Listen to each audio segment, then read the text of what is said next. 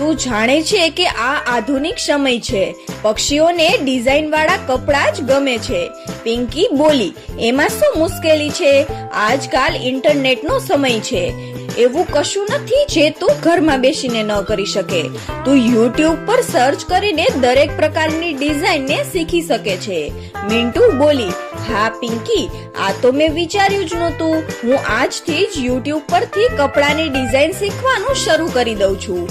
મિન્ટુને સાદી સિલાઈ તો આવડતી જ હતી, પછી થોડાક જ દિવસોમાં તે યુટ્યુબ પરથી ડિઝાઇનિંગ પણ શીખી ગઈ અને સમય જતા આખા જંગલમાં મિન્ટુની સિલાઈ પ્રસિદ્ધ થઈ ગઈ. હવે મિન્ટુ ઘરમાં બેસીને સિલાઈ પણ કરતી અને પોતાની દીકરીની સારી રીતે સંભાળ પણ રાખતી હતી. ગોપી હવે થોડી મોટી થઈ ગઈ હતી. તે અભ્યાસમાં બહુ હોશિયાર હતી. અભ્યાસ કર્યા પછી ખાલી સમયે તે પોતાની મમ્મી પાસે બેસી રહેતી અને તેમને